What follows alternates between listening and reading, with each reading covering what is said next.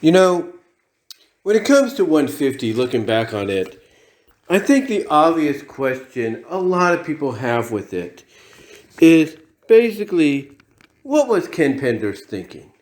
I mean, look, when I first read 150, like a lot of us, I was okay with it. It wasn't on par with, anniversary issues like issue 50, which Ken Penders did right, or issue 75, which I think he also wrote as well.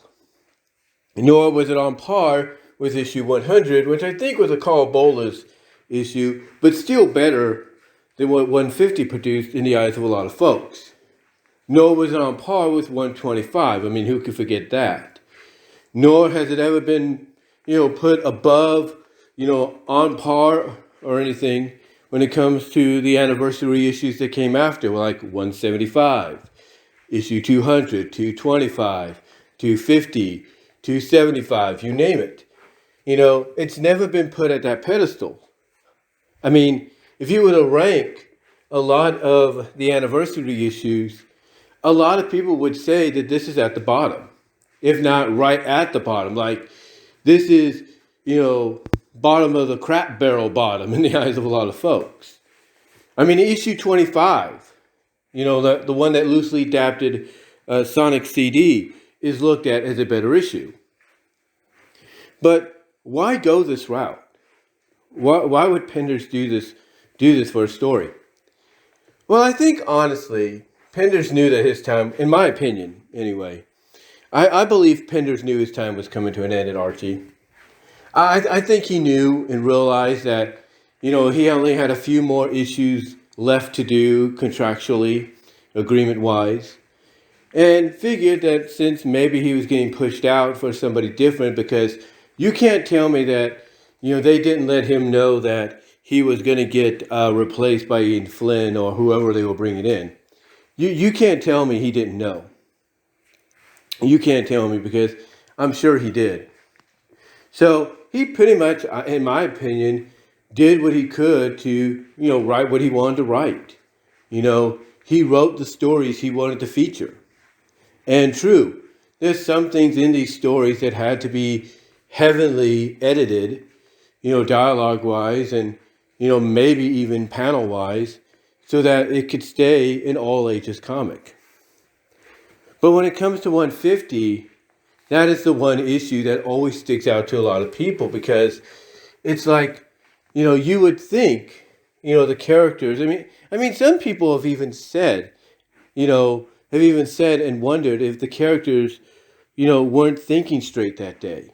Because it's like you'd think they would realize that something's a little weird here with Sonic. Like, why is he suddenly wanting to come on to every single girl, every single woman, that he encounters? Especially if he should know, like for example, Mina is already in a relationship with Ash. Or, he should know better than to try to make a move on Bunny, who's still trying to get over the fact that she no longer is with who she thinks is Antoine, but is not. But yet nobody questions that. Not even the characters that are alluded to being there, around that time, that we find out later on, like Fiona, not even they, show up in the story and question, hey, Sonic, why are you acting this way? I mean, the closest we get is Tails. And Tails has already been there, done that. Well, not necessarily at the time. Not necessarily at the time. That would come a little later. But Tails is the only one that pretty much, I wouldn't say catches on, but pretty much questions like, Sonic, what are you doing? Why are you hitting on Bunny of all people? I thought you still had things with Sal and stuff like, he's the only one in 150 that comes close to, wondering what is going on with Sonic, because even he can't figure out why his best friend all of a sudden is doing this. And of course, it's later on revealed that it's not really Sonic, but his doppelganger. And why is his doppelganger doing this? Because basically in the story, his squad, the anti-freedom fighters or the suppression squad, wanted to get rid of him. And that the anti-version of Antoine was using a device that Rhoda gave him to try to teleport him into another dimension, possibly limbo, for all we know. But it didn't work. It backfired. But yet, obviously, seeing what, Antoine's doppelganger was doing in Antoine's place and succeeding, he figured, you know what, why not have a crack at that myself? And that's pretty much what he decided to do. He did, another switcheroo, as some people put it, by basically replacing Sonic Prime with himself and himself with Sonic Prime. But thankfully that didn't last much longer, because Sonic Prime, being mistaken for, his doppelganger, was able to straighten things out with the Suppression Squad and make him realize, that thing or that person you think I am, he's not here. He put me here. He's in my world. I'll try to get him back to you, or something like that. So yeah, it is kind of convoluting in all that, to say the least, when it comes to this issue, because it's like, again, you would think the characters would smarten up and everything, and kind of just, out of curiosity, even if they couldn't figure it out at first.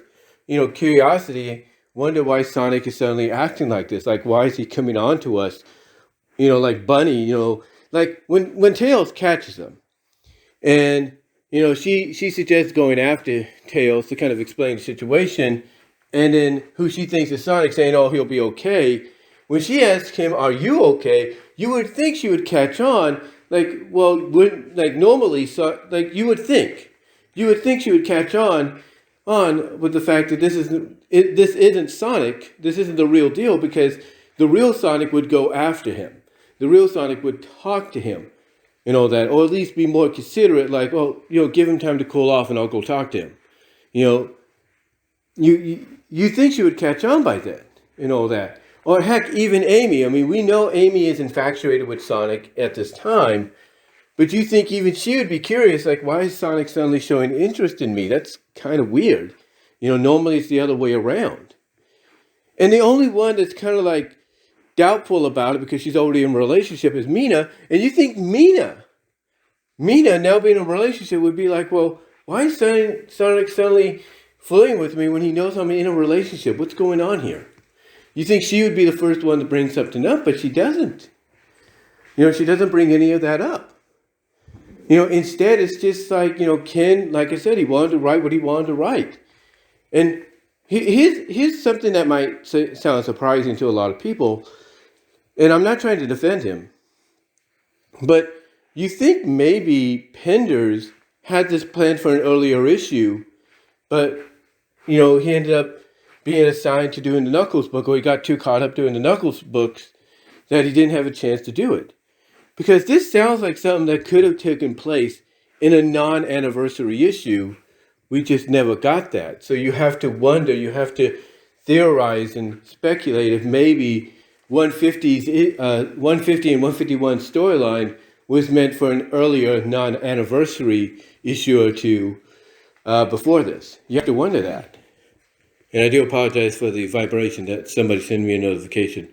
But anyway, you have to wonder that, because sometimes sometimes anniversary issues, when they feel a little off, you later find out that those stories were meant to be in earlier issues or maybe later issues that are non-anniversary.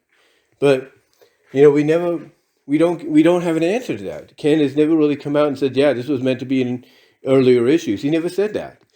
All he's ever done in close proximity to this is just kind of expand on the moment in 150 between Bunny and who we thought at the time was Sonic, and try to justify it.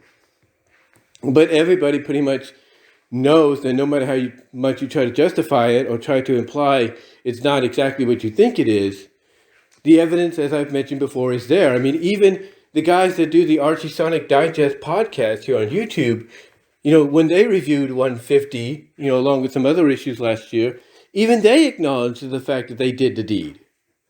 So And even they questioned, like Penders, what were you thinking? Why would you put this in here? And again, going back to my thought process, I think honestly, Penders knew he was on his way, on his way out, and realized he was going to get replaced. I don't know if he was, alerted that Ian Flynn was going to take over or not. I don't know. Or maybe he just agreed that, hey, I'll do these final issues and I'm out of here and you guys can find somebody new to take over. I don't know.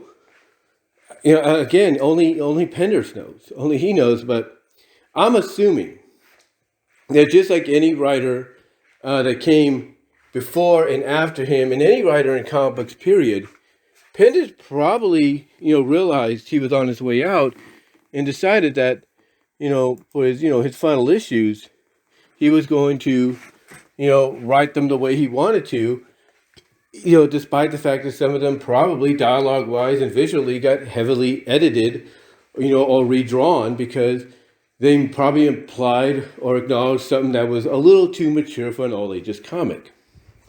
But that's just my theory, my speculation as to why I think, he wrote 150 and 151 the way he did. He knew this would be his last anniversary issue he'd be working on for the book, so why not write it the way he'd want? And, that's what he did. I mean, could he have done a different kind of story, maybe with a similar, plot and everything? Yeah, he could have done that.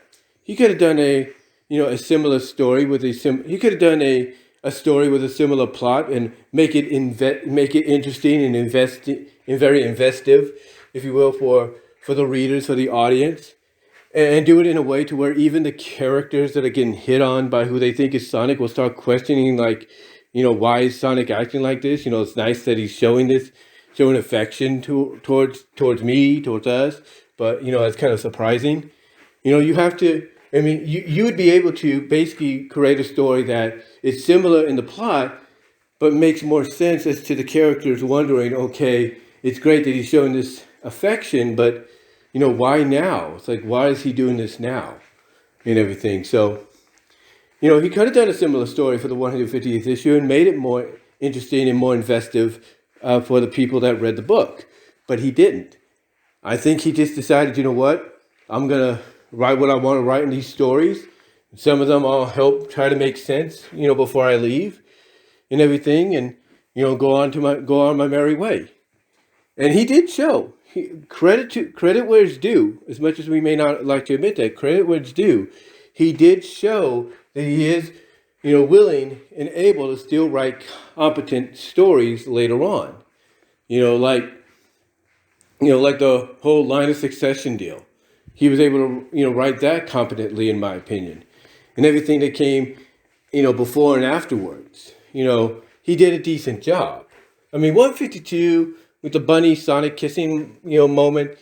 Yeah, like I said previously, in a video audio, that maybe that was another tease, between him and, by extension of what Bowlers originally wanted to do, that maybe they wanted to, in their own way, put these two together, for a brief period, see what happens, but nothing came out of it, But outside of that, he did competently write some good stories. I'm not denying that he didn't, in his final tenure, with the book. He did write some competent stories. It's just that I think 150, was one of those stories that pretty much, he decided, in my opinion, hey, I'm not going to be on this comic much longer, and this is the last anniversary issue I'm going to work on. I'm going to write it the way I want to write it, and that's it. And that's probably what happened. And he probably knew by writing it the way he wanted to, he was going to get some, heavy edits, dialogue and visually, and that's what happened. Because again, evidence of a certain moment is there, no matter how you try to spin it, the evidence is there that a certain situation did occur in that moment. But yeah, to me, in closing, I think Penders, he just decided he wanted to, write it the way he wanted to do it, knowing this would be his last anniversary issue before he would leave the comic. And that's why, in my opinion, we have 150 and 151 the way we do. Because, yeah, it is an issue that when you see what he does afterwards, it's kind of back and forth, line of succession, like I say, being one of the better ones he's done before he left.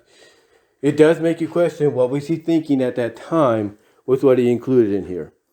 But that's all I'm going to really say, guys. Let me know what your thoughts are down below. Comment if you like. Do you think, along the same lines that I do, that Penders, despite what he wrote later on and everything, that he only wrote 150 and 151 knowing it'd be the last anniversary story he'd do, and he just wanted to do it the way he wanted to. He just wanted to put out what he wanted?